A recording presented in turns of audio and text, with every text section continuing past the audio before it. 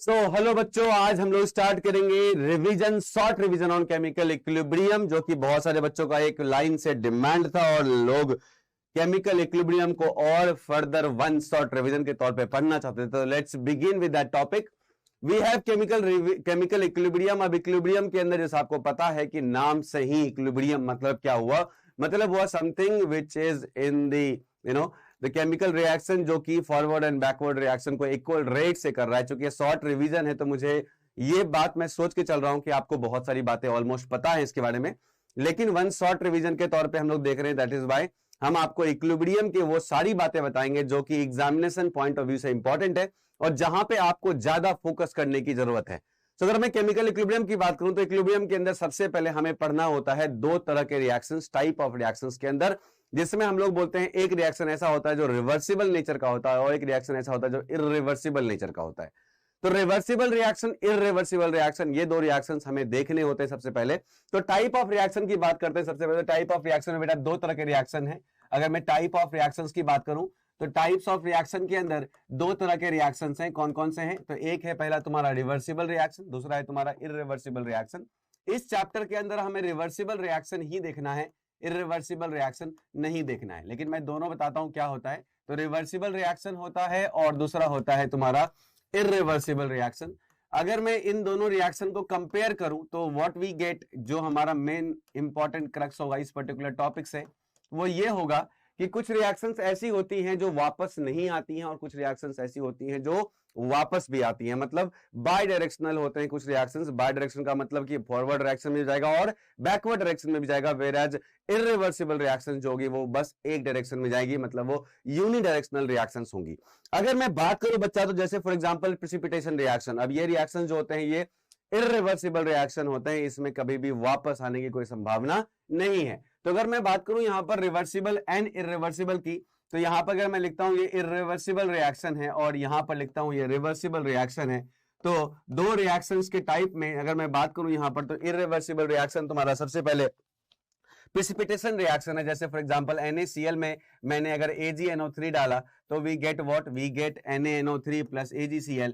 और यहां पर जो NaCl NaNO3 है ये तो ठीक है, लेकिन AgCl जो ये एज अ प्रेसिपिटेट फॉर्म हो जाता है, ये एज अ सॉलिड नीचे जाके बैठ जाता है और जो ये वापस आने के नाम नहीं लेता है। अगर वापस आने का नाम नहीं लेगा तो फॉर श्योर ये रिएक्शन क्या कहलाएगा, इरिवर्सिबल रिएक्शन के अंदर आएगा। और बहुत सारे एग्जांपल है, जैसे for example acid base reaction, बहुत ही वायलेंट रिएक्शन होती है, यहाँ पर काफी ज्यादा एनर्जी इमिट करते हैं रिएक्शन और फाइनली बनाते हैं NaCl और साथ में बनाते हैं बेटा H2O।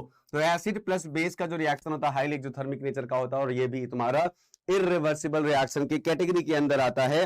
और कोई भी रिएक्शन जहां पे अगर गैसियस प्रोडक्ट फॉर्म हो रहा है और वो ओपन वेसल के अंदर हो रहा है तो वैसे रिएक्शन कभी भी रिवर्सिबिलिटी गेन नहीं कर सकते हैं। जैसे फॉर एग्जांपल अगर मैं बात करूं कि मेरे पास एक रिएक्शन है CaCO3 और इसको मैंने बर्न किया और बनाया CaO plus CO2, thermal decomposition, और ये तुम्हारा रिएक्शन जो है इन ओपन वेसल चल रहा है, मतलब ओपन वेसल है।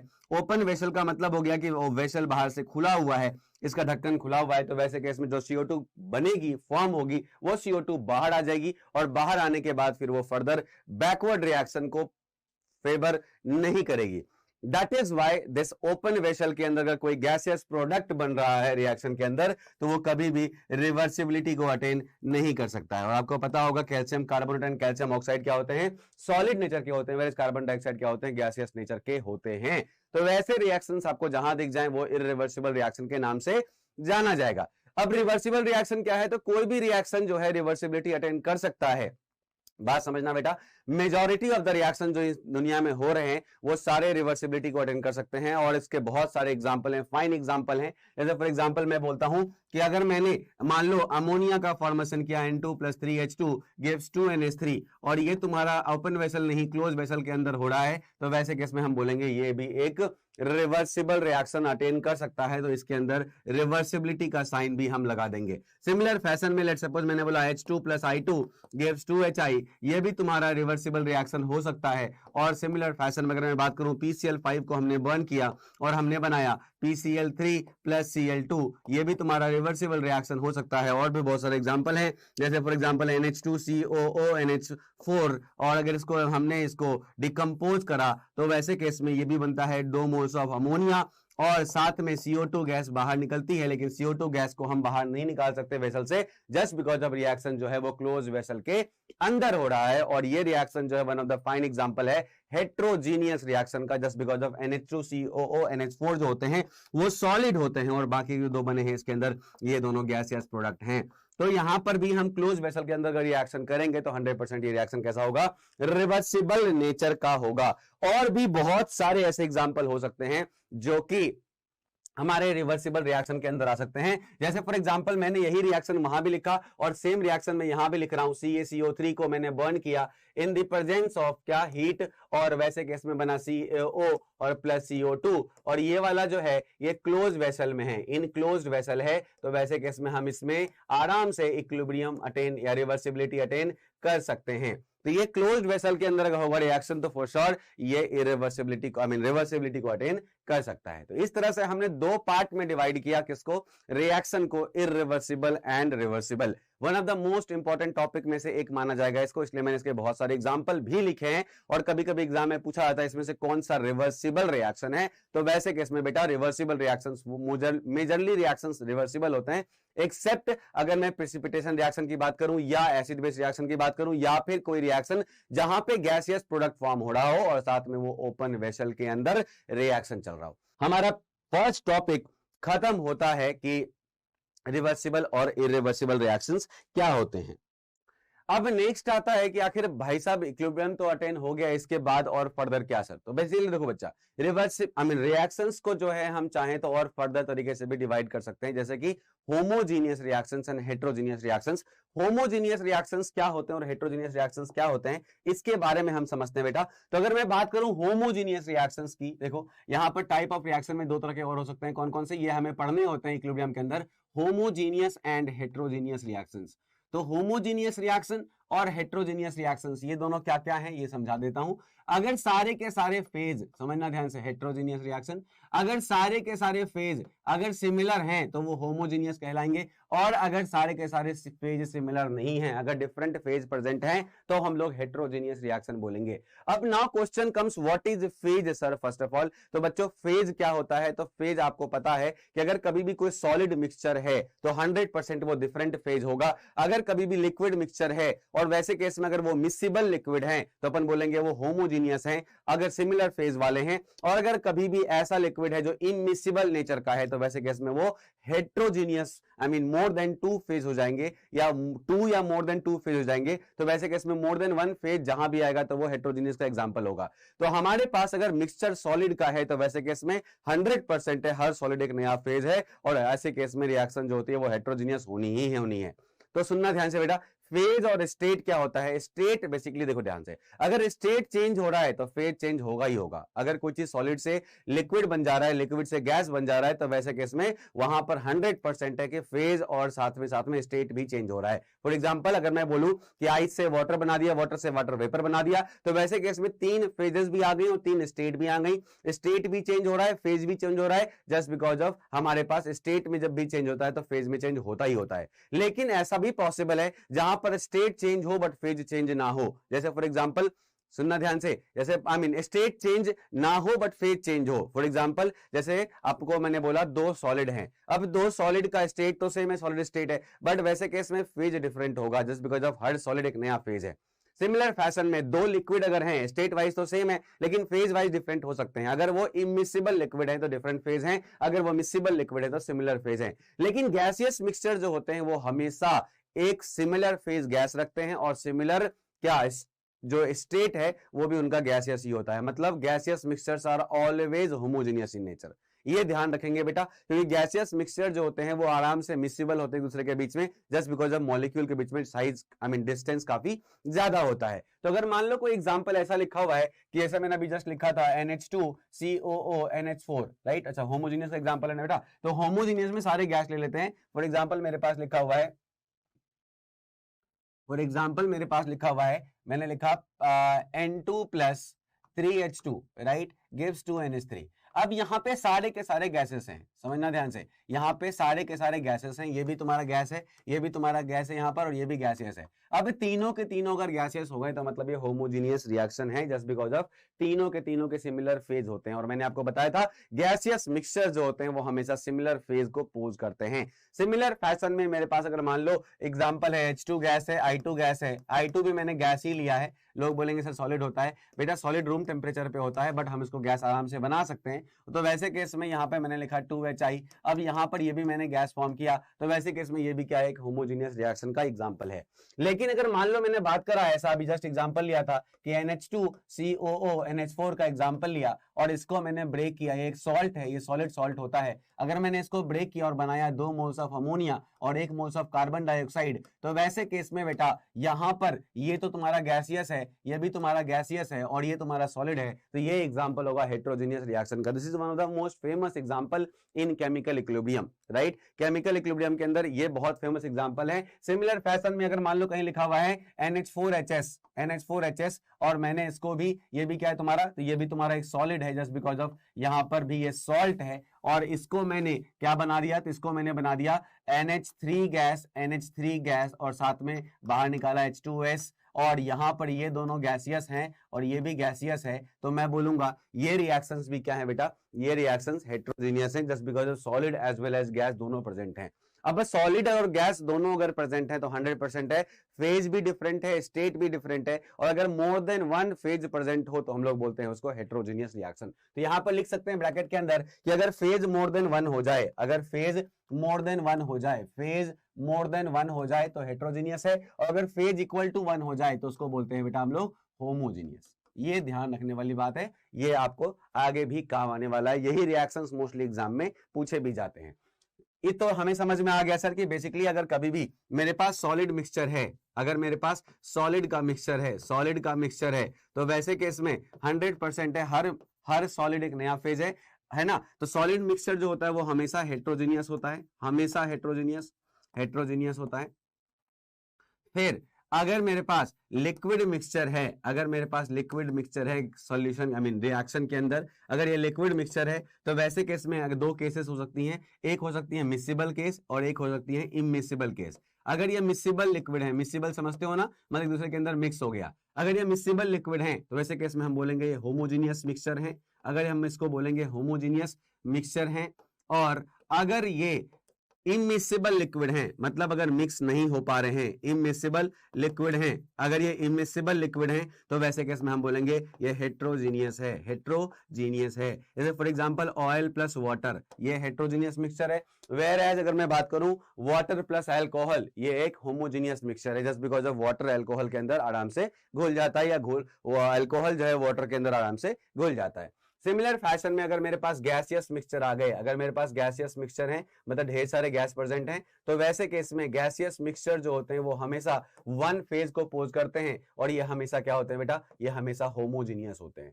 तो ये चीजें ध्यान रखेंगे तो शायद आपके लिए कभी भी प्रॉब्लम नहीं होगा कि कभी भी अगर आपको डिसाइड करना हो कोई चीज हेटेरोजीनियस है होमोजीनियस है, इन तीनों रूल्स को याद रखना, आपसे सारे क्वेश्चंस डिसाइड करने के लिए कि कौन सा हेटेरोजीनियस है कौन सा होमोजीनियस है, ये आराम से आपसे बन जाएगा। अब यहां पर टाइप ऑफ इक्विलिब्रियम के अंदर सुनना ध्यान से बेटा, टाइप ऑफ, अब हम लोग इक्विलिब्रियम टॉपिक पे आते हैं, जो सोनली हमारा इक्विलिब्रियम टॉपिक है, जो कि इक्विलिब्रियम ही हमें डिस्कस करना है इस चैप्टर के अंदर। अभी तक हम लोग टाइप ऑफ रिएक्शंस देख रहे थे, 2 तरह के रिएक्शंस हमने देखे, 2 टाइप के रिएक्शंस हमने देखे। एक तो हमने देखा कि बेस्ड ऑन क्या बच्चा, तो बेस्ड ऑन रिवर्सिबिलिटी, राइट, तो रिवर्सिबल था। और दूसरा रिएक्शन जो हमारे पास है वो है बेस्ड ऑन फेज, जो है more than one phase and equal to one phase वाला।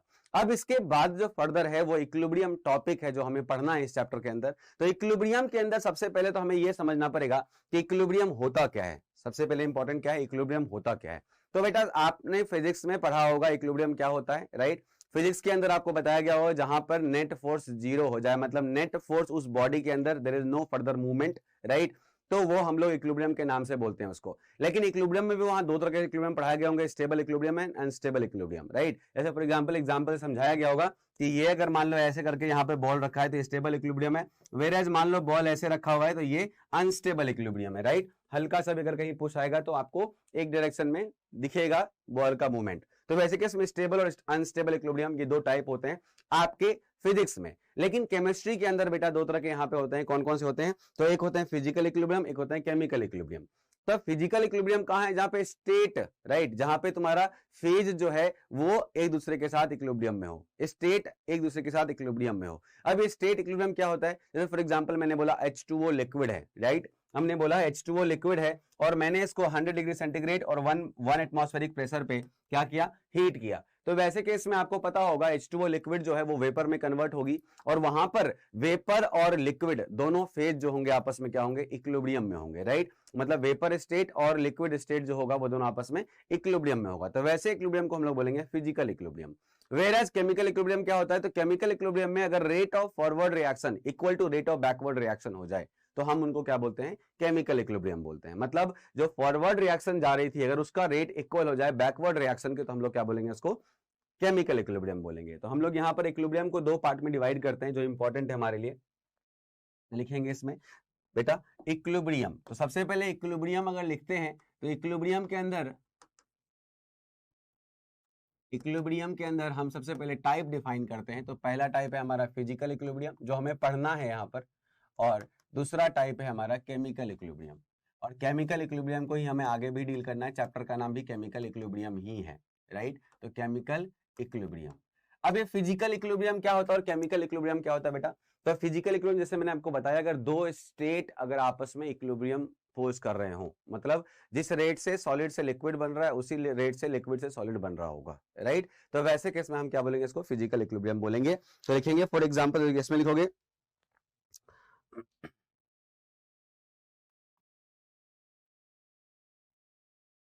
इक्विलिब्रियम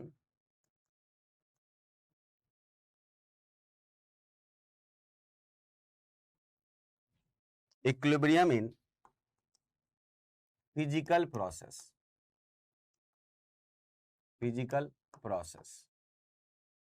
और यहां पर इक्विलिब्रियम इन केमिकल प्रोसेस। अभी इक्विलिब्रियम इन फिजिकल प्रोसेस क्या है और केमिकल प्रोसेस क्या है? जैसे फॉर एग्जांपल फिजिकल चेंज अगर आपस में इक्विलिब्रियम एस्टैब्लिश करे, यहां पर तुम्हारा कोई केमिकल चेंज नहीं हो रहा, मतलब कोई मॉलिक्यूल चेंज नहीं होगा, राइट, कोई नया मॉलिक्यूल नहीं बनेगा, उसी मॉलिक्यूल का फेज बस जो है वो क्या होगा? चेंज हो रहा होगा, उसी मॉलिक्यूल का स्टेट चेंज हो रहा होगा।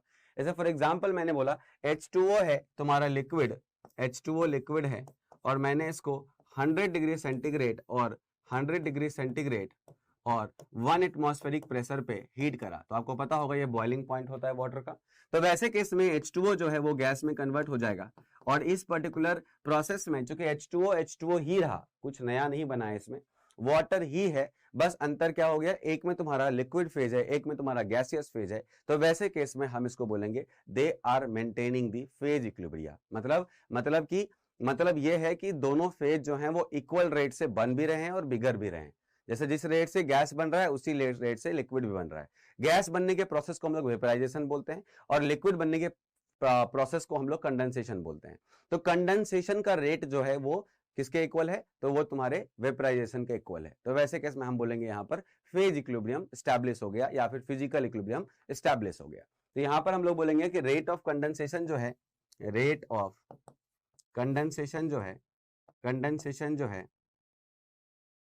वो इक्वल है रेट ऑफ वेपराइजेशन के। इसीलिए हम इसको बोल सकते हैं कि हाँ ये अब एक फेज इक्विलिब्रिया या फिजिकल इक्विलिब्रियम अटेन कर चुका है। वेयर एज अगर मैं केमिकल इक्विलिब्रियम की बात करूं तो यहां पर रेट ऑफ फॉरवर्ड रिएक्शन जो होगा वो इक्वल होगा रेट ऑफ बैकवर्ड रिएक्शन के, और यहां पर केमिकल चेंजेस आ रहे होंगे। मतलब यहां पर मॉलिक्यूल जो होगा वो फिक्स नहीं होगा, मॉलिक्यूल रिएक्ट करके एक नया मॉलिक्यूल इल्ड कर रहा होगा, लेकिन रिएक्ट करने के बाद जो नया मॉलिक्यूल इल्ड हो रहा होगा और फिर जब वही नया मॉलिक्यूल टूट के फिर से पुराना मॉलिक्यूल बन रहा होगा, तो इन दोनों का जो रेट होगा वो क्या होना चाहिए? सिमिलर होना चाहिए। That is why we call it as chemical equilibrium just because of chemical change occurs, right. तो फॉर एग्जांपल हमने बोला N2 प्लस 3H2, चूंकि ये बहुत फेमस एग्जांपल है तुम्हारे इस चैप्टर के अंदर, दैट इज व्हाई मैं इसको बार बार लिख रहा हूं, और ये बनाता है 2 मोल्स ऑफ अमोनिया। तो वैसे केस में जो rate of formation of ammonia है, rate of formation of ammonia, that must be equal to rate of decomposition of ammonia, rate of decomposition of ammonia, rate of decomposition of ammonia। ये ध्यान रखेंगे बेटा कि दोनों का रेट सिमिलर होगा, जो फॉर्मेशन का रेट होगा वही क्या होगा बेटा, डिकम्पोजिशन का रेट होगा। और दोनों केस में चाहे आप फॉरवर्ड रिएक्शन जा रहे हो या बैकवर्ड रिएक्शन आ रहे हो, दोनों केस में 100% क्या हो रहा है, केमिकल्स चेंज हो रहे हैं, मॉलिक्यूल्स चेंज हो रहे हैं। नाइट्रोजन हाइड्रोजन जो है वो कंबाइन करके अमोनिया फॉर्म कर ले रहा है, जो कि एक नया मॉलिक्यूल है, एक नई प्रॉपर्टी शो करता है, एक नया केमिकल है। तो वैसे केस में यहाँ पर केमिकल चेंज अकर हो रहा है, लेकिन जिस रेट से वो चीजें बन रही हैं उसी रेट से ये बिगड़ भी रही हैं। That is why we call it as chemical equilibrium. ठीक है बच्चा, तो ये केमिकल इक्विलिब्रियम होगा। वैसे बहुत सारे एग्जांपल हो सकते हैं, जैसे कि PCl5 का डिकम्पोजिशन है, राइट। अब PCl5 का डिकम्पोजिशन था तो हमने बोला कि जिस रेट से ये PCl3 प्लस Cl2 बन रहा है उसी रेट से ये दोनों आपस में कंबाइन करके PCl5 भी बना रहे हैं। तो वैसे केस में यहाँ पर क्या बोलेंगे, ये भी इक्विलिब्रियम अटेन कर चुका है, just because of rate of forward reaction is equal to rate of backward reaction. ठीक है बच्चा, अब क्या है, क्या बोलेंगे यहाँ पर कि केमिकल इक्विलिब्रियम जो है वहां पे क्या होता है, तो chemical equilibrium is established when rate of forward reaction is equal to rate of backward reaction।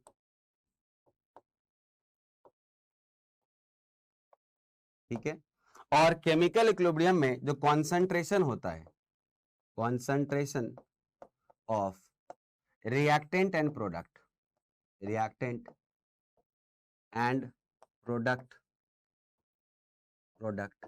remains same at equilibrium। Equilibrium पे दोनों का कॉन्सेंट्रेशन जो रिएक्टेंट एंड प्रोडक्ट का होता है वो सेम होता है, मतलब उसमें कोई चेंज नहीं होता है। That is why we call it as क्या, दैट इज वाई यहाँ पर हम लोग, अगर आप ग्राफ भी ड्रॉ करोगे तो कॉन्सेंट्रेशन एक्सिस में एक स्ट्रेट लाइन जा रही होती है, जस्ट बिकॉज ऑफ कॉन्सेंट्रेशन में कोई चेंज वहां पर हमें देखने के लिए नहीं मिलता है, अनटिल अनलेस हम उसको डिस्टर्ब ना कर दें। और डिस्टर्ब करने के बाद फिर से इक्विलिब्रियम अपने आप को वापस से इक्विलिब्रियम पे लाना चाहता है, और उस सारे इफेक्ट को हम लोग पढ़ते हैं ली चार्टलियर प्रिंसिपल के अंदर। इस इक्विलिब्रियम का एक जो अगर कभी कभी क्वेश्चन में आ जाता है, ये कैसा इक्विलिब्रियम है, केमिकल इक्विलिब्रियम कैसा इक्विलिब्रियम है, तो इसके बारे में दो बातें याद रखनी है। एक तो ये क्या है, ये एक स्टेबल इक्विलिब्रियम है, मैंने भी जस्ट बताया था दो तरह के इक्विलिब्रियम होते हैं, स्टेबल और अनस्टेबल। तो ये स्टेबल इक्विलिब्रियम है। और दूसरा ये होता है कि यहाँ पर ये डायनामिक इक्विलिब्रियम है। ये कैसा है बेटा, डायनामिक इक्विलिब्रियम है, ये स्टैटिक इक्विलिब्रियम नहीं है। कैसा है ये बेटा, डायनामिक इक्विलिब्रियम, मतलब इक्विलिब्रियम पॉइंट्स भी शिफ्ट कर सकते हैं हम, राइट। तो इक्विलिब्रियम यहाँ पर डायनामिक है और साथ में ये स्टेबल इक्विलिब्रियम के अंदर आएगा। बहुत बार क्वेश्चन आ चुका है इसके ऊपर कि स्टेबल इक्विलिब्रियम क्या होता है, तो आई मीन केमिकल इक्विलिब्रियम कैसा इक्विलिब्रियम, तो आंसर स्टेबल इक्विलिब्रियम है। और ये कैसा है, डायनामिक स्टैटिक है, तो आंसर इज डायनामिक इक्विलिब्रियम है। ठीक है बच्चा, तो ये समझ में आ गया कि इक्विलिब्रियम कहाँ पे कैसे एग्जिस्ट करेगा, कहाँ पे क्या हो रहा होगा। तो ये सारी बातें अगर दिमाग में रखोगे तो तुम्हारे लिए जो type of physical and chemical equilibrium है ये आपको कभी भी परेशान नहीं करेगी, राइट। अब हमारे पास जो इसके बाद नेक्स्ट टॉपिक है वो है reversible reaction and chemical equilibrium. और इसके अंदर हमें क्या पढ़ना है, तो बेसिकली अब हम लोग जो बातें हमने यहाँ पर करी हैं केमिकल इक्विलिब्रियम के अंदर कि rate of forward reaction must be equal to rate of backward reaction, अब उसी के ऊपर हम लोग बात करेंगे और फर्दर चीजें, फर्दर थ्योरीज डिवाइड करेंगे, I mean further theories derive करेंगे। ये क्या है तो मैं समझाता हूं, देखना ध्यान से। यहां पर क्या होता है कि बेसिकली हमारे पास जब हमने बोला कि rate of forward reaction must be equal to rate of backward reaction, तो वैसे केस में अगर दोनों का रेट सिमिलर है तो हमें रेट को सिमिलैरिटीज में लाके हमें कुछ और फर्दर ऑपरेशंस करने पड़ते हैं, लेकिन उसके लिए हमें पढ़ना पड़ता है लॉ ऑफ मास एक्शन। तो लॉ ऑफ मास एक्शन जो है वो तुमको रेट के बारे में बताता है, जस्ट बिकॉज ऑफ मैंने यहाँ पे बार बार डिस्कस किया कि rate of forward equal to rate of backward.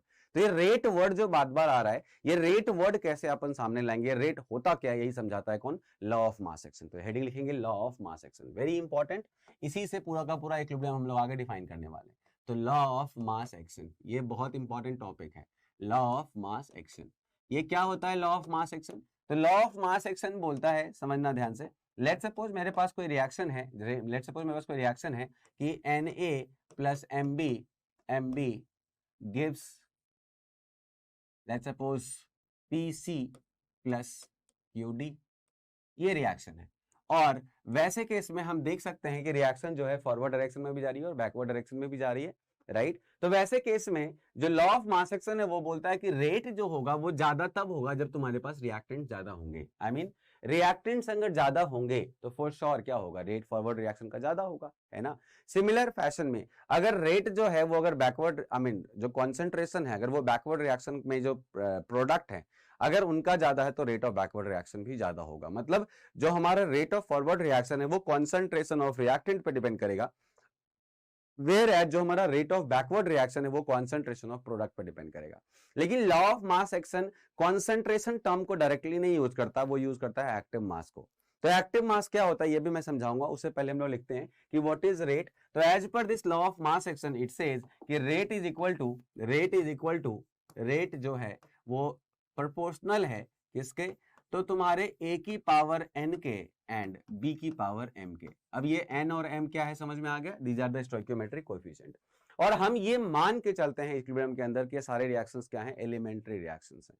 Otherwise तो रेट इस तरह से हम नहीं लिख सकते because of chemical kinetics says कि जो भी यहाँ पर पावर होता है वो ऑर्डर होता है, और ऑर्डर जो होता है वो हमेशा प्रैक्टिकली डिटरमाइंड होता है, आप उसको स्टोइकियोमेट्रिक कोएफिशिएंट के बिहाफ पे नहीं लिख सकते। लेकिन अगर वही रिएक्शन एलिमेंट्री रिएक्शन है या सिंगल स्टेप रिएक्शन भी बोलते हैं इसको, अगर वही रिएक्शन सिंगल स्टेप रिएक्शन है तो वैसे केस में जो भी इसका स्टोइकियोमेट्रिक कोएफिशिएंट होगा that will be the molecularity and that will be the order. मतलब जो भी कोएफिशिएंट है उसको आप एज इट इज उसके पावर के तौर पे यूज कर सकते हैं। तो ये ध्यान रखना कि पूरे के पूरे चैप्टर के अंदर हम अब सारे रिएक्शंस को एलिमेंट्री रिएक्शन की तरह ट्रीट करेंगे जो सिंगल स्टेप रिएक्शंस होती हैं, और उसी रिएक्शन के हिसाब से हम क्या करेंगे, इनके जो रेट हैं उनके पावर भी डिसाइड करेंगे। मतलब स्टोइकियोमेट्रिक कोएफिशिएंट जो भी होगा वही तुम्हारा पावर होगा इन पर्टिकुलर रिएक्टेंट्स के ऊपर। तो वैसे केस में अगर मैं रेट को फर्दर ये प्रोपोर्शनलिटी कांस्टेंट को हटाना चाहूं तो मुझे को लिखना पड़ेगा रेट इज इक्वल टू, क्योंकि ये फॉरवर्ड रिएक्शन है that is by we multiply a constant that is kf and here it is a की पावर n एंड b की पावर m, राइट। ये हो गया तुम्हारा रेट। और हम यहाँ पे क्या मान के चल रहे हैं कि this reaction is elementary reaction, that is why we can easily use these coefficients, right, these coefficients stoichiometric coefficient as the power, and what we say in terms of chemical kinetics it is an order, right. Order of reaction is nothing but the power, the summation of the power is nothing but the order of reaction. तो यहाँ पर order of reaction is nothing but your stoichiometric coefficients, molecularity we can say, right, in other words. अब यहाँ पर अगर बात करें बच्चा कि यहाँ पर सबसे इंपॉर्टेंट क्या है, तो यहाँ पर बेटा जो A है इसको हम लोग बोलते हैं, ऐसे तो कॉन्सेंट्रेशन पढ़ते हैं आप लोग, लेकिन इसको बोलते हैं यहाँ पर एक्टिव मास। क्या बोलते हैं इसको, एक्टिव मास। और ये जो तुम्हारा B है this is your again active mass.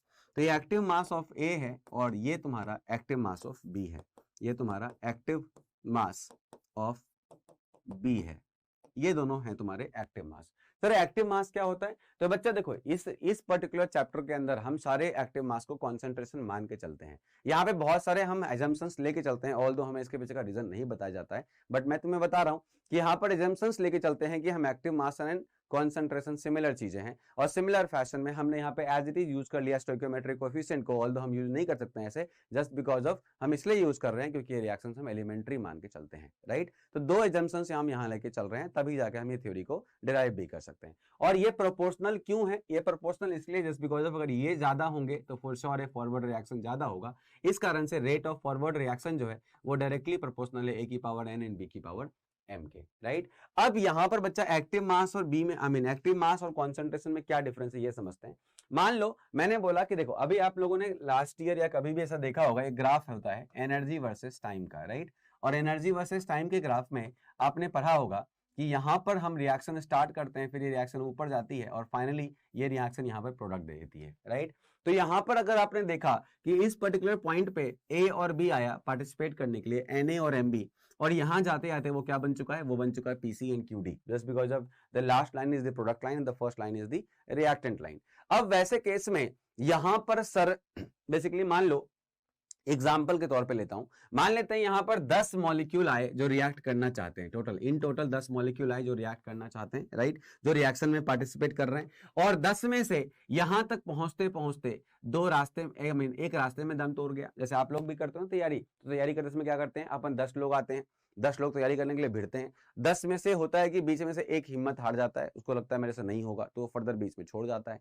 कुछ लोग और भी आगे बढ़ते बढ़ते जब यहां तक पहुंचते हैं, इनको लगता है नहीं सर अब तो मेरे से बिल्कुल भी नहीं होगा, क्योंकि मेरे से ना बैकलॉग बहुत हो रहा है, मैं समझ नहीं पा रहा हूँ, दिस दैट करते करते वो यहाँ पे छोड़ देते हैं। अगर वहां पे कोई रियलाइज कराने वाला आ जाए कि नहीं तुमसे हो जाएगा, तुम थोड़ा सा और स्ट्रेच करोगे तो तुम पहुंच जाओगे उस पोजीशन पे जहां से प्रोडक्ट इल्ड होना शुरू हो जाएगा, उसके बाद तुम्हें कुछ करने की जरूरत नहीं है, लेकिन फिर भी वो बंदा वहां जाके दम तोड़ दिया। तो वैसे केस में 10 निकले थे और 2 ने रास्ते में दम तोड़ दिया, 8 यहां तक पहुंच पाए, और 8 जब यहां पहुंचे तो इनका पूरा का पूरा ट्रांजिशन स्टेट आया, और फाइनली ये अब तैयार हैं प्रोडक्ट बनाने के लिए। इनके सारे बॉन्ड्स टूट चुके हैं, अब नया बॉन्ड मॉलिक्यूल फॉर्म होने की तैयारी चल रही है, तो ये यहाँ पर आके अपना अब मॉलिक्यूल तैयारी करने की कोशिश कर रहे हैं। 8 ऐसे मॉलिक्यूल हैं, 8 ऐसे रिएक्टेंट हैं जो अब प्रोडक्ट देने के लिए तैयार हैं। तो ये जो 8 तुम्हारे रिएक्टेंट हैं ये प्रोडक्ट इल्ड कर रहे हैं, तो यहां तक जो बनेगा वो तुम्हारे 8 आ पाए, राइट। तो मतलब सर 10 ने स्टार्ट किया और 8 यहां तक पहुंचा, है ना। तो तुम्हारा ये जो 10 है, ये तुम्हारा कॉन्सेंट्रेशन था, और 8 जो है ये तुम्हारा एक्टिव मास है। बात समझेंगे ध्यान से, 10 जो है वो तुम्हारा नेट कॉन्सेंट्रेशन था जो स्टार्टिंग में तुम लेके चले थे, और 8 जो है वो तुम्हारा एक्टिव मास है, क्योंकि 10 में से 2 तो क्या हो गए, बीच में निकल गए। तो यहां पर एक्टिव मास का मतलब होता है कि वो मास जो रियलिटी में रिएक्शन में पार्टिसिपेट कर रही है, वो मास जो, वो कॉन्सेंट्रेशन जो रियलिटी में क्या कर रही है, जो रियलिटी में तुम्हारे रिएक्शन में पार्टिसिपेट कर रही हैं। और अगर वो रियलिटी में पार्टिसिपेट नहीं करेंगी तो 100% उसका नंबर क्या हो जाएगा, कम हो जाएगा। तो अगर मैं इस पर्टिकुलर इसके हिसाब से लूं तो मेरा एक्टिव मास 8 है और कॉन्सेंट्रेशन 10 है, लेकिन हम ये मान के चलते हैं इन एग्जाम के अंदर कि ये 10 के 10 निकले थे और 10 के 10 क्वालिफाई कर गए, 10 के 10 मेहनत कर लिए और ये यहां तक पहुंच गए कि अब रिजल्ट वो दे सकते हैं, राइट। ये आइडियल कंडीशन है, ऑल्दो ऐसा होता नहीं है, क्योंकि there are many barriers in between. जैसे एक्टिवेशन एनर्जी है, एनर्जी बैरियर बोलते हैं इसको, हमारे पास ओरिएंटेशन बैरियर होता है, मॉलिक्यूल सेटिस्फाई नहीं कर सकता, that is why when reactions नहीं होती है, ऑल्दो अगर किसी के पास एनर्जी है, ओरिएंटेशन सही नहीं है, किसी के पास ओरिएंटेशन सही है, एनर्जी नहीं है, तो हर एक बैरियर अगर सेटिस्फाई नहीं होगा तो रिएक्शन नहीं होता। हमें लगता है ना कि हमने डाल दिया रिएक्शन हो जाएगा, ऐसा नहीं होता। अंदर में जाके भी बहुत सारे और भी मैकेनिक्स पर हमें देखना पड़ता है कि मैकेनिज्म कैसा चल रहा है अंदर में, और इसको हम लोग पढ़ते हैं केमिकल काइनेटिक्स के अंदर। लेकिन अभी के लिए हम ये समझेंगे कि हम लोग ये मानते हैं कि सारे के सारे ऊपर पहुंच गए। तो वैसे केस में 10 में से 10 पहुंच गए तो मतलब हो गया कि जो कॉन्सेंट्रेशन था वही तुम्हारा एक्टिव मास हो गया। लेकिन अगर 10 में से 8 पहुंचे तो concentration and active mass equal नहीं है। तो वैसे केस में सर क्या करें, तो वैसे केस में बेटा एक्टिव मास और कॉन्सेंट्रेशन के बीच में एक रिलेशन एस्टैब्लिश किया जाता है, और जो तुम्हारा एक्टिव मास होता है, जो तुम्हारा एक्टिव मास होता है वो होता है activity coefficient, coefficient into concentration, ये होता है तुम्हारा, राइट। अभी एक्टिविटी कोएफिशिएंट क्या होता है बेटा, तो activity coefficient sir nothing but कुछ नहीं होता, ये सिंपल है, ये 8/10 जो तुमने किया ना, ये जो 8/10 मतलब कितने पहुंचे डिवाइड बाय कितने थे, यही तुम्हारा क्या है, यही तुम्हारा एक्टिविटी कोएफिशिएंट है, एक्टिविटी कोएफिशिएंट है। अब तुम ही बताओ एक्टिविटी कोएफिशिएंट कभी भी 1 से ज्यादा हो सकता है क्या, आंसर है नहीं। क्यों, क्योंकि मैक्सिमम क्या हो सकता है, 10 में से 10 पहुंच जाएंगे, ऐसा तो नहीं हो कि 10 तुमने लिया 12 पहुंच गए ऊपर, ऐसा भी पॉसिबल नहीं है। तो वैसे केस में मैक्सिमम क्या हो सकते हैं, तो मैक्सिमम 1 हो सकता है एक्टिविटी कोएफिशिएंट, और हम इस चैप्टर के अंदर एक्टिविटी कोएफिशिएंट को 1 मान के चलते हैं। दैट इज व्हाई जो एक्टिव मास होता है वो कॉन्सेंट्रेशन का इक्वल हो जाता है, just because of activity coefficient हम 1 मान के चलते हैं। और एक्टिविटी कोएफिशिएंट 1 कब होगा, जबकि जितने स्टार्ट हुए थे उतने अगर ऊपर तक पहुंच गए, राइट। मतलब एक्टिविटी कोएफिशिएंट अगर जितने स्टार्ट हुए थे वही वहां तक पहुंच गए तो 10/10 होगा, जो 1 की वैल्यू होगी। लेकिन अभी देखेंगे अगर रियलिटी सिचुएशन में क्या है कि 10 निकले थे 8 पहुंचे, तो एक्टिविटी कोएफिशिएंट कितनी हो गई, 0.8 हो गई, राइट। तो अगर मैं पूछूंगा कि इस केस में एक्टिव मास क्या है, तो मैं बोलूंगा इस केस में एक्टिव मास 8 है। फॉर्मूला में पुट करके देख लो करके, 8/10 राइट, गुना कॉन्सेंट्रेशन कितना था स्टार्टिंग में, 10 था, तो 10 से मल्टीप्लाई कर दो तो तुम देखोगे कितना आएगा, ये 8 आएगा, राइट। तो एक्टिव मास जो होता है वो एक्टिविटी कोएफिशिएंट इनटू कॉन्सेंट्रेशन होता है, लेकिन इस चैप्टर के अंदर में हम एक्टिविटी कोएफिशिएंट को 1 मान के चलते हैं, राइट। तो ये ध्यान रखेंगे बेटा, बहुत सारे बच्चों को ये बातें पता नहीं होती हैं, उनको लगता है गलती से कॉन्सेंट्रेशन की जगह पे एक्टिव मास लिख दिया गया है, या दोनों चीजें सेम होती हैं, दोनों चीजें सेम नहीं होती हैं, दोनों चीजें अलग अलग होती हैं। अब अगर हमने यहां पर रिलेशन एस्टैब्लिश कर लिया और हम अभी से क्या मान के चल रहे हैं कि एक्टिविटी कोएफिशिएंट 1 है, तो वैसे केस में हम सिंपली यहां पर जो एक्टिव मास है इसी को हम लोग कॉन्सेंट्रेशन भी लिख सकते हैं, राइट। इसी को हम कॉन्सेंट्रेशन ऑफ ए भी लिख सकते हैं और इसी को हम कॉन्सेंट्रेशन ऑफ बी भी लिख सकते हैं, जस्ट बिकॉज ऑफ हमने ये मान रखा है कि एक्टिविटी कोएफिशिएंट 1 है, राइट। अब क्या करें, तो यहां से हमने रेट ऑफ फॉरवर्ड रिएक्शन निकाला। सिमिलर फैशन में हम रेट ऑफ बैकवर्ड रिएक्शन भी निकालेंगे। और रेट ऑफ बैकवर्ड रिएक्शन क्या होगा, तो रेट ऑफ बैकवर्ड रिएक्शन तुम्हारा होगा के B times of, similar fashion में पीछे की तरफ रिएक्शन कब बढ़ेगी, जब ये बढ़ेंगे, तो के बी टाइम्स ऑफ सी की पावर पी एंड डी की power Q. This will be your rate of backward reaction. और हमें क्या पता है, हमें पता है एट इक्विलिब्रियम दोनों रेट क्या होते हैं, सेम होते हैं। Rate of forward reaction is equal to rate of backward reaction. This is the chemical, I mean this is the condition for chemical equilibrium.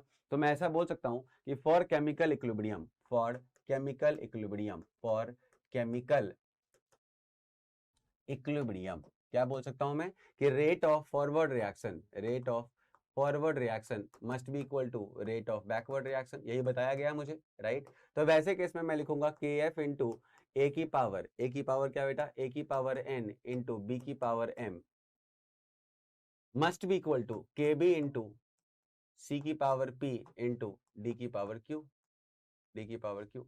अब यहां से अगर मैं इसको नीचे डिवाइड करूं तो क्या आ जाएगा बेटा, तो इससे आ जाएगा K F by K B must be equal to C की पावर पी इंटू डी की power Q divide by A की पावर एन इंटू बी की पावर एम। और इस तरह से इसी के एफ बाय के बी को हम लोग बोलते हैं बेटा के सी, क्योंकि ये सारे के सारे इन टर्म्स ऑफ कॉन्सेंट्रेशन है, that is why we call it as K C. K C क्या होता है, equilibrium constant, right, in terms of concentration. तो K C is equal to C की पावर पी इंटू डी की power Q divide by A की power N into B की power M. तो इस तरह से हमने डिफाइन कर दिया कि केसी क्या होता है। यहाँ पर केसी क्या है बेटा, तो K C is nothing but the equilibrium constant, right. K C क्या है, equilibrium constant in terms of concentration. क्योंकि इन टर्म्स ऑफ कॉन्सेंट्रेशन है, दैट इज व्हाई हमने यहाँ पर के सी लिखा है। सी का क्या मतलब है, इन टर्म्स ऑफ कॉन्सेंट्रेशन, राइट। अब यहाँ पे हमने पहला रिलेशन को एस्टैब्लिश किया। अब आप देख सकते हो जो इक्विलिब्रियम कांस्टेंट का यूनिट है वो डिपेंड करेगा पी क्यू एन और एम के ऊपर, राइट। तो अगर मैं यूनिट की बात करूं तो ये पूरे किस पर डिपेंड कर रहा है, पी क्यू एन और एम पर। तो हमें ये देखना पड़ेगा कि पी क्यू एन और एम का यूनिट क्या है, I mean P Q N और एम की वैल्यू क्या है। तो अगर कोई पूछेगा यूनिट ऑफ केसी क्या होगा, अगर कोई पूछेगा यूनिट ऑफ केसी क्या होगा, तो यूनिट ऑफ केसी हो जाएगा, यूनिट ऑफ केसी क्या होगा, तो यूनिट ऑफ केसी हो जाएगा, अगर मैं बात करूं तो केसी होता क्या है, तो केसी होता है कॉन्सेंट्रेशन की पावर पी इंटू कॉन्सेंट्रेशन ही है की पावर, यूनिट की बात कर रहा हूं तो सारे कॉन्सेंट्रेशन लिख चलता हूं मैं, क्यू डिवाइड बाय कॉन्सेंट्रेशन की पावर एन इंटू कॉन्सेंट्रेशन की पावर एम। अब सारे कॉन्सेंट्रेशन है तो 100% है, कॉन्सेंट्रेशन को आप ये ले सकते हो, कॉमन ले सकते हो, आई मीन सारे के सारे बेस सेम है तो पावर क्या हो जाएंगे, ऐड हो जाएंगे। तो P plus Q minus N plus M. और ये P प्लस क्यू क्या होता है, तो P plus Q is nothing but the number of mole of product and N plus M is the number of mole of reactant, right. तो अगर याद रखना बेटा, अगर सारे के सारे गैसियस हैं तो यहाँ पर डेल्टा N जो होता है ये होता है number of mole of product, number of mole of product minus number of mole of reactant. और यहां पर अगर दोनों को मैं माइनस कर रहा हूं तो मतलब हो गया ये आ गया डेल्टा एन, यही होता है डेल्टा एन। और अगर ये गैसियस है तो हम लोग डेल्टा एन जी भी लिख सकते हैं इसको, राइट। तो डेल्टा एन या डेल्टा एन जी लिख सकते हैं, सारे के सारे गैसियस हैं। तो यहां से आ जाएगा यूनिट ऑफ केसी हो जाएगा, unit of K C is equal to concentration की पावर डेल्टा एन। अब ये कॉन्सेंट्रेशन क्या है, तो कॉन्सेंट्रेशन होता है मोल पर लीटर, ये हो जाएगा मोल की power delta N into litre की पावर माइनस डेल्टा एन। इस तरह से हम लोग आराम से यूनिट डिफाइन करते हैं केसी का, वो रिएक्शन टू रिएक्शन वेरी करेगा। जैसे फॉर एग्जांपल अगर आपसे मान लो कोई पूछा कि बताओ what will be the unit of Kc for N2 plus 3H2 gives 2NH3, क्या होगा यूनिट? तो मैं बोलूंगा यहाँ पर N2 plus 3H2 ये सब के सब गैसेस ले लिया मैं, तो वैसे केस में मैं यहाँ पर डिफाइन कर सकता हूँ व्हाट इज डेल्टा Ng। तो delta Ng equal to 2 minus 3 plus 1 4, ये आ गया -2। तो वैसे केस में जो मेरा यूनिट होगा वो होगा unit of Kc is equal to, अब मोल की पावर डेल्टा N तो मोल की पावर -2 राइट, इनटू लीटर की पावर माइनस डेल्टा N तो माइनस माइनस प्लस हो गया तो +2, ये हो गया मोल -2 लीटर +2, ये है इसका यूनिट फॉर Kc राइट। तो इस तरह से हम Kc का यूनिट भी डिफाइन कर सकते हैं अगर हमें मोल्स का एग्जैक्ट पता है। तो एग्जैक्ट मोल अगर पता है तो हम लोग यूनिट भी बात आराम से कर सकते हैं, यूनिट ऑफ Kc की बात भी कर सकते हैं। तो अब Kc हमने सीख लिया कि Kc कैसे निकालना होता है और Kc का यूनिट कैसे डिफाइन करेंगे हम लोग। और यहां पर Kc के लिए सबसे इंपॉर्टेंट क्या था कि हमारे पास जो कॉन्सेंट्रेशन टर्म्स हैं उनके टर्म्स में हमें इक्विलिब्रियम कांस्टेंट लिखना है। अब इसके बाद क्या होता है कि जब हमारे पास लेट्स सपोज कोई गैसियस प्रोडक्ट भी है राइट, या कुछ भी ऐसा है जो गैसियस अंदर में प्रेजेंट है, तो वैसे केस में हम उनका Kp भी डिफाइन कर सकते हैं। मतलब ये है कि हम लोग Kc को Kp में भी कन्वर्ट कर सकते हैं। तो वैसे केस में सर क्या करेंगे, तो सबसे इंपॉर्टेंट है relation between Kp and Kc। तो लिखेंगे heading relation between Kp and Kc और relation between Kp and Kc। ये Kp एंड Kc का रिलेशन क्या होगा, तो हम लोग 1 to 1 देखते हैं। हमने अभी जस्ट लिखा है कि K जो C था, Kc इक्वल टू था तुम्हारा जो C की पावर P थी और P की पावर D की पावर Q था, उसके बाद A की पावर N था और A की पावर N था और जो B था उसका पावर N था राइट। अब हमें पता है अगर ये गैसियस हैं तो हम वहां पर आइडियल गैस इक्वेशन भी यूज कर सकते हैं, PV इक्वल्स टू nRT। और जब हमने PV equals to nRT use किया तो हमने क्या देखा कि PV इक्वल्स टू nRT होने से यहाँ पे जो प्रेशर था वो इक्वल हो गया N/V इंटू RT राइट। और फिर जब हमने यहाँ पर N/V equal to N/V RT किया तो यहाँ से आ गया P इक्वल टू CRT और इससे आ गया बेटा C इक्वल टू P/RT। यहाँ पे P क्या है तो प्रेशर है, R क्या है तो गैस कांस्टेंट है, T क्या है टेम्परेचर इन केल्विन स्केल है और C क्या है कॉन्सेंट्रेशन है। तो अगर हमने P/RT रिप्लेस कर दिया तो 1 to 1 हम लोगों को यहाँ पर कॉन्सेंट्रेशन ऑफ C की जगह पर P/RT भी लिख सकते हैं। तो कॉन्सेंट्रेशन ऑफ C की जगह पर हम partial pressure of C divide by R into T कर सकते हैं, बिकॉज ऑफ टेम्परेचर तो सबके लिए सिमिलर होगा क्योंकि रिएक्शन कंडीशन सेम है। सिमिलर फैशन में D की जगह पर हम लोग लिख सकते हैं PD/RT where this PD is the partial pressure of D। और यहां पर लिख सकते हैं A की जगह पर कि A equal to PA/RT where this PA is equal to the partial pressure of A। And हम लोग यहां पर लिख सकते हैं B की जगह पे कॉन्सेंट्रेशन ऑफ B की जगह पे PC/RT where this PC is the partial pressure of C। अब अगर हमने सारी वैल्यूज को वहां सब्स्टिट्यूट किया तो हमारे पास जो नेट इक्वेशन आएगा वो कुछ ऐसा आएगा कि Kc इक्वल टू आ जाएगा PC की पावर P इंटू PD की पावर Q डिवाइड बाय आ जाएगा हमारे पास PA की पावर N और PB की पावर M। और उसके बाद हमारे पास क्या बचेगा, तो हमारे पास बचेगा RT की पावर A प्लस RT की power N plus M minus P plus Q। ये हमारा नेट इक्वेशन आएगा राइट। जब हमने सारे वैल्यूज को प्लेस किया, आप लोग अपने खुद से करके देख लेना, बिल्कुल यही वैल्यू आएगी। उसके बाद अगर हम देखें तो जैसे हमने कॉन्सेंट्रेशन के टर्म में लिखा था तो हमने उसको Kc लिखा, वैसे यहाँ पर ये पार्शियल प्रेशर के टर्म्स में है तो हम इसको क्या लिख सकते हैं बेटा, तो हम इसको लिख सकते हैं Kp राइट। और Kp लिख दिया और RT की पावर हो गई तुम्हारे रिएक्टेंट का मोल माइनस प्रोडक्ट का mole, that is minus of delta Ng। और हमने ये मान रखा है सारे के सारे प्रोडक्ट क्या हैं और रिएक्टेंट क्या हैं, गैसियस हैं। जस्ट बिकॉज ऑफ हमने सबके कॉन्सेंट्रेशन की जगह पे पार्शियल प्रेशर का टर्म लिखा है और पार्शियल प्रेशर जो होगा वो मात्र गैसियस प्रोडक्ट या रिएक्टेंट का ही डिफाइन होगा। तो वैसे केस में हम ऐसा लिख सकते हैं और हम ये मान के चल रहे हैं कि ABCD सारे के सारे क्या हैं, गैसियस हैं राइट। तो यहां से ये रिलेशन आ गई कि Kp इक्वल टू हो गया KcRT की पावर डेल्टा Ng। ये तुम्हारा नेट प्रोडक्ट नेट रिलेशन आ गया between Kc and Kp। Right. और अब हमें 1:1 केपी के बारे में बात करना है। तो KP is nothing but the equilibrium constant in terms of partial pressure of reactant and product. और अगर मैं बात करूं कि केपी कहां डिफाइन होगा, तो केपी डिफाइन होने के लिए मिनिमम एक तुम्हारा गैसियस होना जरूरी है रिएक्शन के अंदर। तो इसमें लिखेंगे at least one of the reactant और प्रोडक्ट मस्ट बी गैसियस, तभी हम केपी डिफाइन कर सकते हैं, अदरवाइज हम केपी डिफाइन नहीं कर सकते हैं। और कोई भी कंपोनेंट जो है वो इक्विलिब्रियम में सॉल्यूशन फेज में नहीं होना चाहिए। मतलब कोई भी कंपोनेंट जो है वो सॉल्यूशन फेज में नहीं होना चाहिए कि अगर तुम्हारे पास सॉल्यूशन फेज आ गया तो वहां पर केसीपी डिफाइन होगा, राइट। तो वैसे केस में हमारे पास यहाँ पे दो कंडीशन है केपी को डिफाइन करने का। तो सबसे पहला है any of the component of either reactant और प्रोडक्ट, एनी ऑफ द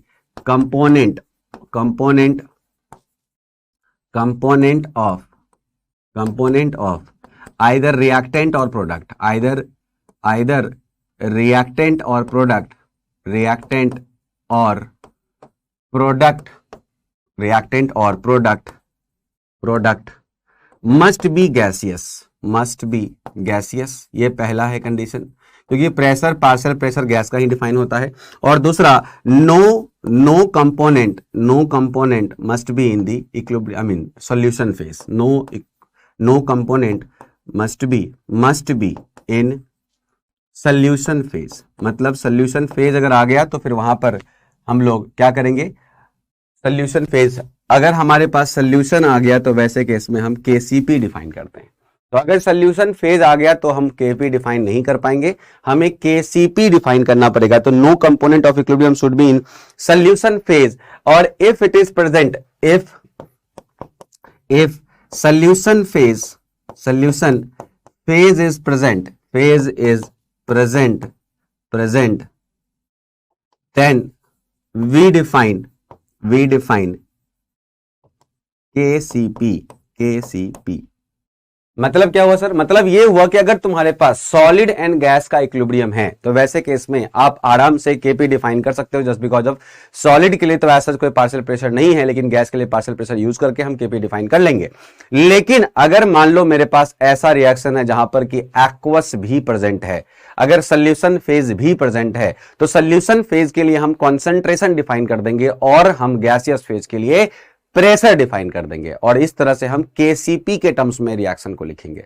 जैसे फॉर एग्जांपल मैंने बोला कि अगर मान लो मेरे पास यहां पर लिखा है NH2 COO NH4, अब ये तुम्हारा सॉलिड है, राइट। और जब हमने इसको ब्रेक करा थर्मल डिकम्पोजिशन के थ्रू तो हमारे पास आया कार्बन डाइऑक्साइड जो गैसियस था, और साथ में आया मेरे पास ये सॉलिड है, और साथ में आया अमोनिया क्या है बेटा, तो अमोनिया तुम्हारा 2 मोल बनेगा यहाँ पर, जो एक गैस है। तो वैसे केस में अगर मैं यहाँ पर केपी डिफाइन करना चाहूं तो चूंकि one of the component must be in gaseous phase, तो we can have here 2 component in the gaseous phase. तो वैसे केस में जो केपी डिफाइन होगा वो प्रोडक्ट का जो तुम्हारा पार्शियल प्रेशर है, तो PCO2 इंटू P अमोनिया का होल स्क्वायर क्यों कर रहे हैं अपन, होल स्क्वायर इसलिए कर रहे हैं बेटा, जस्ट बिकॉज ऑफ हमारे पास यहाँ पर स्टोइकियोमेट्री कोएफिशिएंट जो है वो अमोनिया का 2 दे रखा है। तो वैसे केस में हम होल स्क्वायर भी आराम से इसका कर सकते हैं, just because of stoichiometry coefficient जो है वो पावर बन के रह जाता है, और सॉलिड कंपोनेंट हम इसमें नहीं लेंगे केपी डिफाइन करते इसमें। लेकिन वेयरएज अगर मान लो मेरे पास A+ मान लो लिखा हुआ है Na+ Mb, जो सेम रिएक्शन था मेरा, उसी रिएक्शन में मैंने फेजेस चेंज कर दिए, इज इक्वल टू पीसी बना दिया मैंने, आई मीन फॉर्म पीसी बना दिया। तो वैसे केस में मान लो ये एक्वस फेज में है, ये गैसियस है, और ये तुम्हारा फिर से गैसियस है, तो मैं यहाँ पर लिख सकता हूँ, अब यहाँ पर एक्वस फेज आ चुका है, सोल्यूशन फेज आ चुका है, तो मैं यहाँ पर अब केपी डिफाइन नहीं करूंगा, मैं डिफाइन करूंगा केसीपी।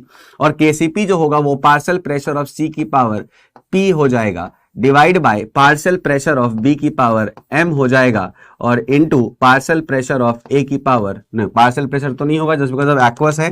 तो वैसे केस में चूंकि हमें यहाँ पर एक्वस में हम पीवी इक्वल टू एनआरटी नहीं लगा सकते हैं, तो वैसे केस में हम यहाँ लिखेंगे concentration of A, right, concentration of A की पावर क्या हो जाएगा, तो कॉन्सेंट्रेशन ऑफ ए की पावर n हो जाएगा।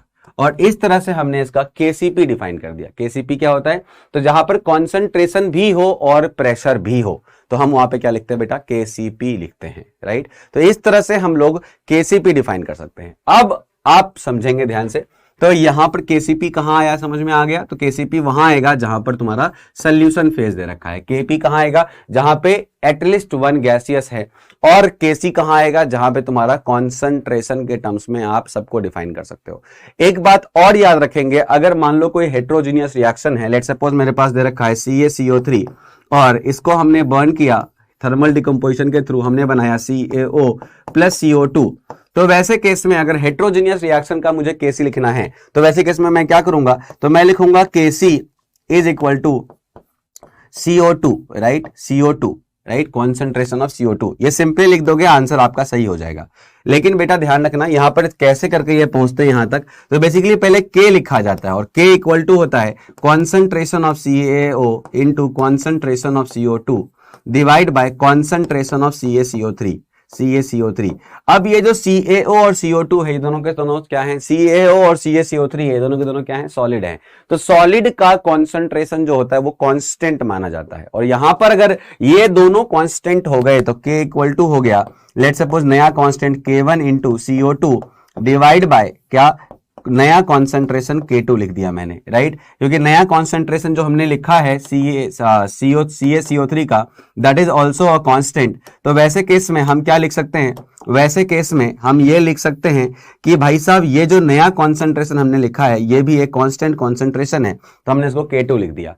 अब इसके बाद जब हम सारे के सारे कांस्टेंट को एक जगह लेके जाएंगे तो मतलब हो गया K into K2 divide by K1 that must be equal to concentration of CO2 at equilibrium. और ये सारे के सारे कांस्टेंट जब एक साथ मिल जाते हैं तो इसी नए कांस्टेंट को हम लोग Kc का नाम देते हैं, जो होता है equilibrium constant in terms of concentration. तो इस तरह से हम लोग Kc लिख सकते हैं किसी हेट्रोजीनियस रिएक्शन का।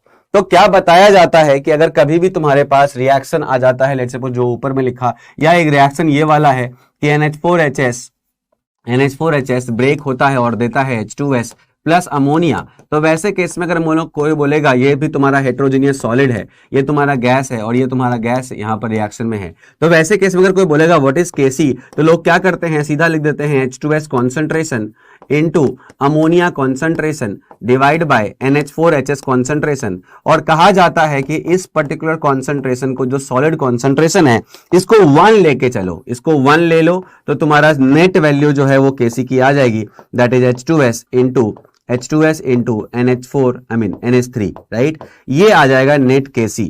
अब ये एक शॉर्टकट है लिखने का कि NH4HS को 1 मान के, लेकिन सच्चाई क्या है, तो सच्चाई ये है कि जब तक सारे कांस्टेंट एक जगह पे नहीं आ जाए तब तक Kc डिफाइन नहीं करेंगे। तो वैसे केस में यहां पर जो हमने ये जो Kc डिफाइन किया नथिंग बट K है, और ये एक नया कांस्टेंट है जस्ट बिकॉज ऑफ सॉलिड का कॉन्सेंट्रेशन कांस्टेंट होता है। तो वैसे केस में जब ये K इंटू ये कांस्टेंट मल्टीप्लाई होता है तभी वो Kc का रूप कहलाता है, राइट। तो ये ध्यान रखेंगे बेटा कि जब Kc बनता है तो वैसे केस में हमारा जो कांस्टेंट होता है वो कांस्टेंट जो है 100% सारे कांस्टेंट को मिला के एक नया कांस्टेंट है, वही कांस्टेंट क्या है, तुम्हारा equilibrium constant for that particular reaction है। तो इसीलिए अगर कभी भी 1 प्लेस किया गया तो समझ जाना कि ये नथिंग बट एक जुगाड़ है, जो हमें बताया गया कि सॉलिड कॉन्सेंट्रेशन को 1 ले लेंगे ताकि तुम्हारा जो नेट एक्सप्रेशन है Kc का वो वही आए जो आना चाहिए। बट ऑल दो सच्चाई क्या है, सच्चाई ये यहाँ पर K लिखेंगे, यहाँ पे नया कांस्टेंट और उस कांस्टेंट को मल्टीप्लाई करेंगे तो हमारे पास जो एक नया कांस्टेंट आएगा that will be your constant, equilibrium constant in terms of concentration. तो इस तरह से हमने डिफाइन कर दिया, क्या हमने डिफाइन कर दिया तुम्हारा हेट्रोजीनियस रिएक्शन के अंदर कैसे हम Kc को डिफाइन करेंगे। अब एक और नया कांस्टेंट हम डिफाइन करते हैं, उसको बोलते हैं, हम लोग बोलते हैं Kx, मतलब equilibrium constant in terms of क्या, in terms of mole fraction. ये होता है equilibrium constant in terms of mole fraction.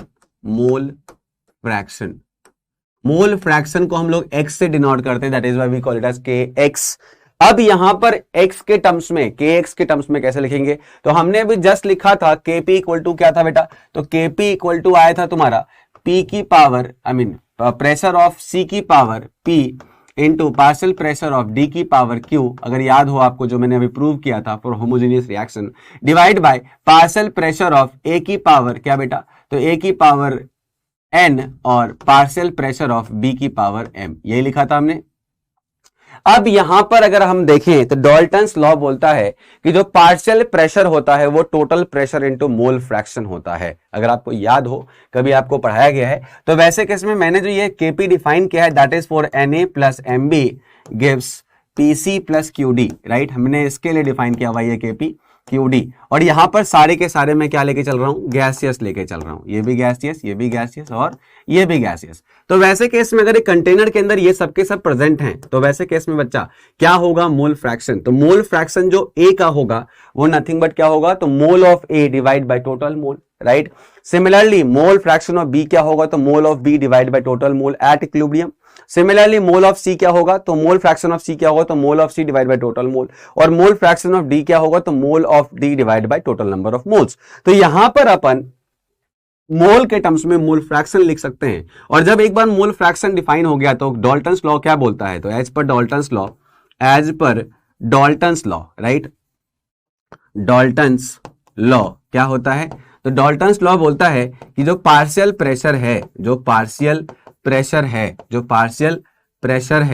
Pressure is equal to total pressure into mole fraction, यही बोलता है कौन, डाल्टन्स बोलता है, राइट। गैसियस फेज के अंदर जो मोल फ्रैक्शन होगा अगर मैं उसको टोटल प्रेशर से मल्टीप्लाई कर दूं तो वही क्या हो जाता है तुम्हारा, वही तुम्हारा पार्शियल प्रेशर बन जाता है। तो यहां पर अगर मैंने पार्शियल प्रेशर की जगह पर क्या लिख दिया, यही वाला फॉर्मूला डाल दिया, तो मान लेते हैं टोटल प्रेशर P है तो Kp इक्वल टू हो जाएगा total pressure P into mole fraction of C की power P, right, into total pressure P into mole fraction of D की power Q, divide by total pressure P into mole fraction of A की power N, और total pressure of system into mole fraction of B की power M। अब यहां पर अगर हम सारे टोटल प्रेशर को बाहर कर ले तो ये आ जाएगा तुम्हारा P की पावर P इंटू Q की पावर P की power Q divide by P की पावर N इंटू P की पावर M, और अंदर में यहां बच जाएगा तुम्हारा मोल फ्रैक्शन ऑफ C की power P into mole fraction of D की power Q divide by mole fraction of A की power N into mole fraction of B की पावर M, राइट। अब अगर अपन देखें तो ये क्या है, सारे के सारे बेस सेम है, पावर डिफरेंट है, तो आपको पता होगा जब बेस सेम होता है पावर डिफरेंट तो पावर हो जाता है ऐड, तो तुम्हारा पावर हो गया ऐड, तो यहां पर हो गया P plus Q minus A plus N plus M, right, N plus M, ये तो हो गया तुम्हारा प्रेशर के ऊपर, ये प्रेशर क्या है, टोटल प्रेशर, इनटू क्या हो गया बेटा, तो इनटू मोल फ्रैक्शन की ऑफ C की power P into mole fraction of D की power Q divide by mole fraction of B की पावर M और मोल फ्रैक्शन ऑफ A की पावर N। अब अगर देखा जाए तो जब ये कॉन्सेंट्रेशन के टर्म्स में सिमिलर एक्सप्रेशन आया था तो we call it as Kc, जब ये पार्शियल प्रेशर के टर्म्स में सिमिलर एक्सप्रेशन आया था तो we call it as Kp, whereas यहां पर ये मोल फ्रैक्शन के टर्म्स में सिमिलर एक्सप्रेशन आ रहे हैं तो what we call it as Kx, तो यहां पर ये Kx हो गया। तो अपन ऐसा बोल सकते हैं आराम से कि यहां पर हो गया ये नथिंग बट कि प्रेशर, टोटल प्रेशर की पावर डेल्टा Ng, बिकॉज हमें पता है कि stoichiometric coefficient mole of product minus mole of reactant is nothing but delta Ng, चूंकि हम गैसियस में सारा का सारा ले रहे हैं, और इनटू क्या हो गया बेटा, तो इनटू हो गया तुम्हारा Kx, राइट, ऐसे नहीं ऐसा लिख सकते हैं, इज इक्वल टू P की पावर डेल्टा Ng इनटू क्या हो गया बेटा, Kx हो गया, राइट। अब ये कहां से स्टार्ट हुआ है, ये स्टार्ट हुआ है Kp से, तो वी कॉल कि Kp is equal to Kx into और P की power delta Ng into Kx, और इससे आ गया Kx equal to Kp into P की पावर टोटल प्रेशर की power minus delta Ng। So this is the relation between Kx and Kp। अब हम चाहें तो Kp को फर्दर और तोड़ सकते हैं Kc के टर्म्स में, ताकि हम Kx और Kc में भी रिलेशन निकाल ले। तो हमें पता है ये Kp क्या होता है, तो Kp होता है Kx इक्वल टू हो गया, Kp क्या होता है बेटा, तो Kp होता है Kc RT की पावर डेल्टा Ng, राइट, यही हमने प्रूव किया है पिछले वाले एक्सप्रेशन में। देखो हमने प्रूव किया हुआ यहां पर कि Kp equal to Kc RT की पावर डेल्टा Ng। तो मैं यही वाला एक्सप्रेशन यहां पे प्लेस करता हूं, तो व्हाट वी गेट, तो वी गेट Kc RT की power delta Ng into P की पावर माइनस डेल्टा Ng। और इस तरह से हमारा नेट एक्सप्रेशन, नेट रिलेशन आ गया बिटवीन Kx एंड Kc। तो ये सारे रिलेशंस हो सकता है एग्जाम में डायरेक्टली पूछ चले जाएं और आपको वहां पर डिराइव करने का टाइम नहीं होगा, तो आपको ये वाला डेरिवेशन अगर याद हो या फिर डायरेक्टली फॉर्मूला याद हो तो आपके लिए क्वेश्चन सॉल्व करना बहुत आसान हो जाएगा। तो Kc और Kx में रिलेशन आ गया, Kp और Kx में रिलेशन आ गया, लेकिन कंडीशन क्या है यहां पर हर जगह कि जो मैंने डेल्टा Ng यूज किया है वहां पे ध्यान रखेंगे कि हमारे पास सारे के सारे क्या हैं, सारे के सारे होमोजेनियसली गैस प्रेजेंट हैं, राइट, तभी हम उसको बोल सकते हैं, अदरवाइज हम इस तरह से रिलेशन यूज नहीं कर सकते हैं। But majority of the reaction जो तुम्हारे एग्जाम्स में पूछा जाता है वो जनरली क्या होते हैं, होमोजेनियस सिस्टम से होते हैं, जो Kp, Kc, Kx के बीच में रिलेशन पूछा जाता है। तो वैसे केस में आप डायरेक्टली इसको यूज कर सकते हो अगर सारे के सारे गैसेस दे रखे हैं तो। अदरवाइज अगर मान लो एक सॉलिड प्रेजेंट है, हेटेरोजेनियस इक्विलिब्रियम हो गया, तो उसके लिए कैसे डील करेंगे, तो उसके लिए डील कैसे करेंगे, तो उसके लिए मैंने यहां पे आपको बता दिया है कि कैसे करके डील करना है उसको। सिमिलरली अगर मान लो तुम्हारा अगर Kp निकालना हो हेटेरोजेनियस सिस्टम में तो कैसे डील करेंगे, और Kp कहां पे डिफाइन होता है इसके बारे में मैंने बता दिया है कि any of the component either of the reactant और product must be what, gaseous, और दूसरा क्या बताया, no component must be in the solution phase. क्यों, क्योंकि must be in solution phase, क्यों बेटा, इसीलिए क्योंकि अगर सोल्यूशन फेज में डिफाइन हो गया, आई मीन सोल्यूशन फेज में कुछ चीज आ गया, तो वहां पर हम Kp डिफाइन नहीं कर सकते, वहां पर हम Kcp डिफाइन करेंगे।